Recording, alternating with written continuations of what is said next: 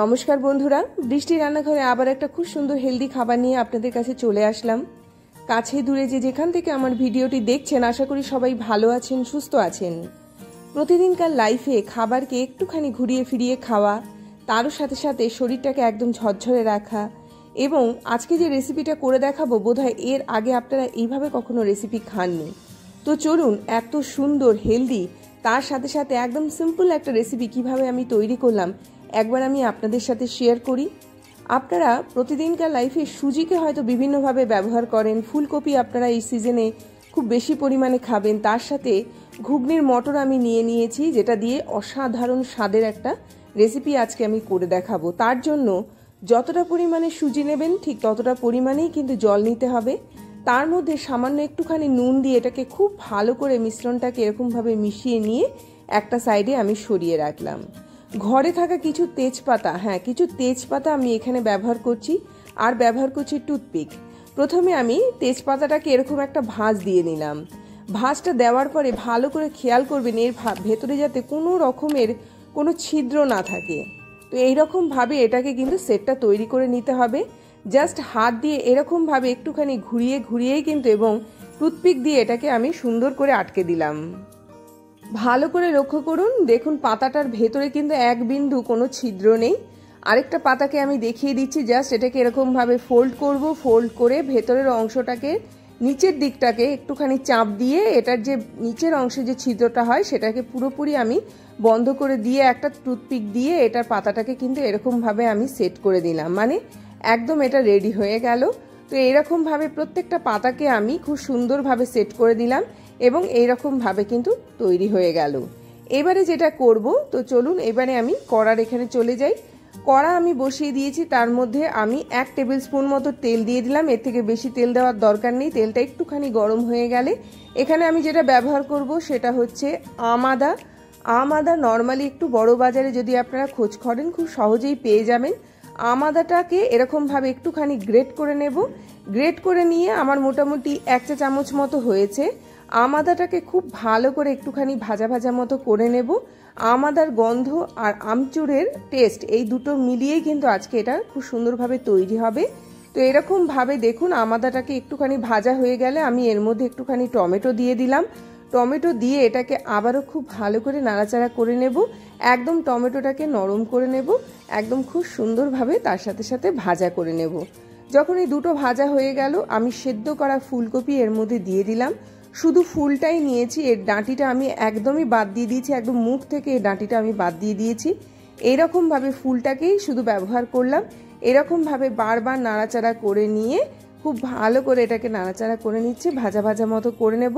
এর ভেতরে যতটা জল আছে একদম যাতে খুব সুন্দরভাবে মরে যায়, তার সাথে সাথে ফুলকপিটা খুব সুন্দর ভাজা ভাজা তৈরি হয়। তার জন্য আমি এটাকে একটুখানি মাঝে মাঝে এরকমভাবে পেস্ট করে দেব। তাতে করে কি হবে, এটা খুব সুন্দর সেট তৈরি হবে, মানে এর যে পুরটা তৈরি হবে একদম খুব সুন্দর তৈরি হবে। এরপরে এর মধ্যে আমি একটুখানি ঘুগনির মটর দিয়ে দেব, যেটাকে আমি আগের দিন রাত্রেবেলা ভিজিয়ে রেখে দিয়েছিলাম। তারপরে একটুখানি নুন হলুদ দিয়ে এটাকে সেদ্ধ করে রেখে দিয়েছিলাম। সেই সেদ্ধ করা এখানে হলুদ মটরটাই ব্যবহার করছি। আবারও এটাকে খুব ভালো করে কষাচ্ছি। এইরকমভাবে একদিকে ভাজা ভাজা করব, আরেকদিকে একদম মানে মাখা মাখা করে নিয়ে আসবো।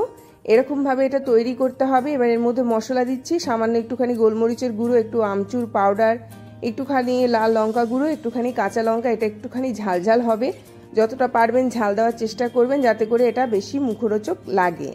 তো এরকমভাবে একটুখানি ঝালের সাইডটাকেই আমি বেশি দিয়েছি, আর মশলা বলতে আমচুর পাউডারটাকে এখানে ব্যবহার করেছি। বুঝতেই পারছেন এটা অসাধারণ টেস্টও হবে, তার সাথে সাথে একটা হেলদি খাবারও হবে। খুব ভালো করে এটাকে নাড়াচাড়া করছি, আবারও নাড়াচাড়া করে করে এটাকে একদম শুকিয়ে নিয়ে আসছি। এটা একদম ভাজা ভাজা তৈরি হচ্ছে, দেখুন একদম রেডি হয়ে গেল। আমি এর মধ্যে আর কিচ্ছু দেব না, জাস্ট এটাকে পুরোপুরি ঠান্ডা করব। একদম ঠান্ডা হয়ে যাওয়ার পরেই কিন্তু এটাকে আমি ব্যবহার করব। তো এইরকমভাবে একটুখানি এটাকে হালকা হালকা করে এরকমভাবে পেস্ট করে নিচ্ছি। পেস্ট করে নিলে কি হয়, এটা খুব মুখে যখন দেবেন খুব ভালো লাগবে এটা খেতে।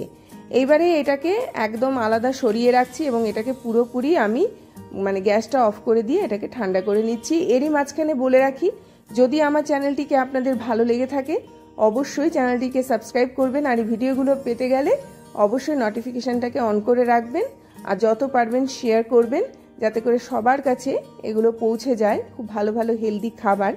তো আমি একটু নামানোর আগে নুনটা চেক করে দেখলাম, যেহেতু আমচুর পাউডারটা দিয়েছি তো সেই অনুপাতে এখানে আরেকটুখানি নুন অ্যাড করে এটাকে ঠান্ডা করে নিয়েছি।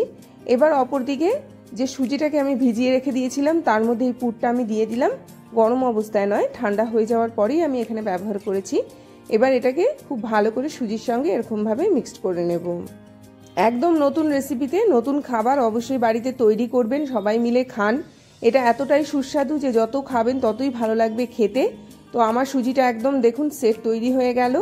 এবারে যেটা করব, যে তেজপাতাগুলোকে আমি তৈরি করে রেখে দিয়েছিলাম চোঙের মতো করে, তো সেই তেজপাতাগুলোর মধ্যে একটু একটু করে সুজি এবং এখানে ঘুগনির মটর ফুলকপি দিয়ে যে পুরটা তৈরি করেছি যেটা মিশিয়ে নিলাম, তো সেটাই মিশ্রণটাই আমি এর মধ্যে দিয়ে দিচ্ছি এবং এর মুখটাকে এরকমভাবে খুব সুন্দরভাবে সেট করে দিচ্ছি। তো এইভাবেই কিন্তু একটার পর একটা আমি তেজপাতাগুলোকে এরকমভাবে জাস্ট মানে এই পুরটা দিয়ে একদম খুব সুন্দরভাবে সেট করে নেব। এবার এগুলো খান, ছোট থেকে বড় যেই খাবেন মুখরোচক তো বটেই, তার সাথে সাথে হেলদি এবং তারও সাথে সাথে হচ্ছে একদম আনকমন খাবার। এবারে আমাদের মনে হতেই পারে যে এর মধ্যে কেন তেজপাতাটা ইউজ করা হয়েছে। তেজপাতার যে গন্ধটা হয়, যে ফ্লেভারটা আসে, সেটা এরকম দমে বসালেই কিন্তু গন্ধটা আসবে। তো এই ক্ষেত্রে যেহেতু আমি দমে বসাবো মানে ভাপাবো আমি, সেই জন্য যখনই এটা খুলবেন এটা খাবেন তেজপাতার মানে মৌ মৌ করবে এত সুন্দর গন্ধ।